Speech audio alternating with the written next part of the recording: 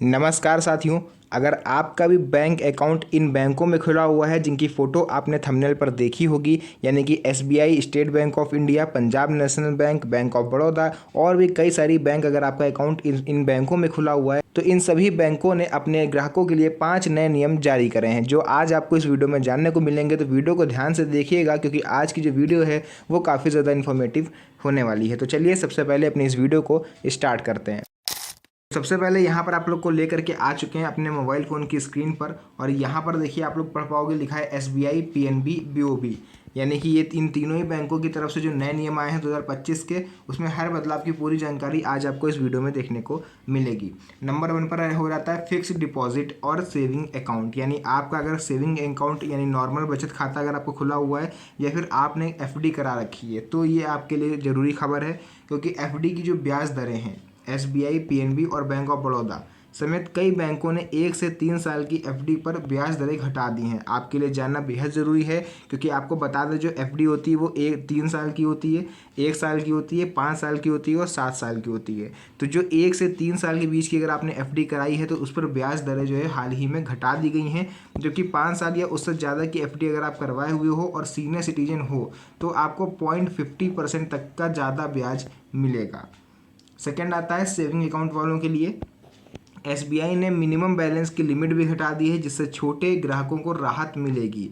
कुछ बैंकों ने सेविंग अकाउंट पर ब्याज दरें 2.7% तक या उससे ज़्यादा कर दी है। देखिए आपकी जानकारी के लिए बता दें कि जैसे एसबीआई है तो अगर आपका बचत खाता नॉर्मल वाला है तो आपको मिनिमम अपने बैंक अकाउंट में 5,000 रुपये तक रखने होते थे अगर आप शहरी क्षेत्र में हो। अगर आप ग्रामीण क्षेत्र के रहने वाले हो तो मिनिमम आपको 3,000 रुपये अपने बैंक अकाउंट में रखने होते थे, वरना आपका जो अकाउंट है वो डीएक्टिवेट हो जाता। तो ये इस पर थोड़ी सी राहत दी गई है एसबीआई की तरफ से, आप लोग को मिनिमम बैलेंस भी घटाया गया है। साथ ही साथ आपको बता दें केवाईसी अपडेट और अकाउंट निष्क्रियता के बारे में। तो यहाँ पर आप लोग देख सकते हो आरबीआई के नए नियम के अनुसार हर 2-3 साल में आपको केवाईसी अपडेट कराना जरूरी है।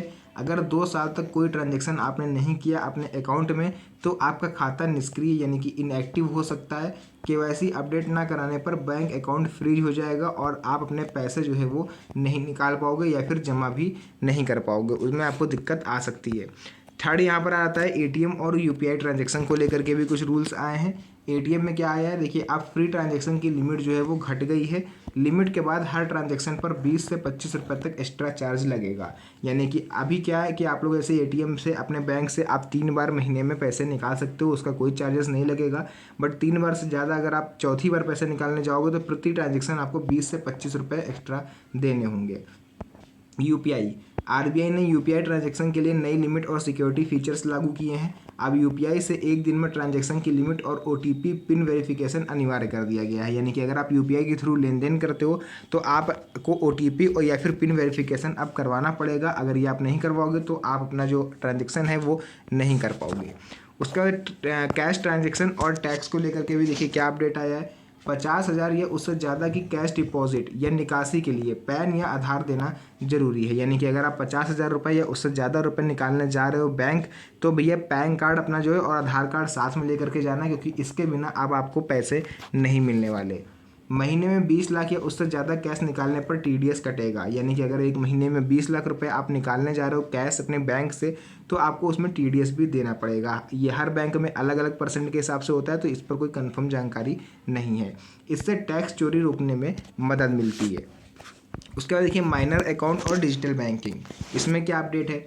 10 साल या उससे ज़्यादा उम्र के बच्चे बैंक की पॉलिसी के अनुसार खुद अपना अकाउंट चला सकते हैं।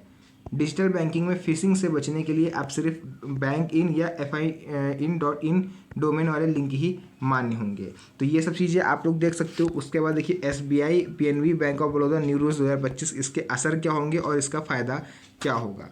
तो देखिए इन सभी के बारे में अगर हम लोग एक एक करके बात करें तो ग्राहकों की सुरक्षा इससे जो है वो नए नियमों से डिजिटल फ्रॉड और फिशिंग के मामले कम होंगे। सीनियर सिटीजन को फ़ायदा, एफडी पर ज़्यादा ब्याज और फ्लेक्सिबल विड्रॉल ऑप्शन से सीनियर सिटीजन को राहत मिलेगी। छोटे खाता धारकों को राहत, मिनिमम बैलेंस की शर्तें आसान होने से छोटे ग्राहकों भी आसानी से खाता चला पाएंगे।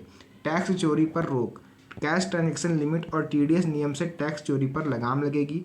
डिजिटल बैंकिंग में पारदर्शिता, अगर ये आपको जो डोमेन दिख रहे हैं, इससे फिशिंग और फ्रॉड के मामले कम होंगे। हालांकि मैं जो ये वीडियो बना रहा हूँ ये मैं केवल इस एजुकेशनल पर्पज से बना रहा हूँ, इसका उद्देश्य किसी भी तरह का स्कैम फैलाना नहीं है। मैं आपको केवल अवेयर कर रहा हूँ कि आपको कैसे जो है अपना इन सब फ्रॉड से बचना है। बाकी अगर आपको ज़्यादा जानकारी चाहिए तो आप इनकी ऑफिशियल वेबसाइट जो है इन बैंकों की, वहाँ पर जाके आप जानकारी ले सकते हो।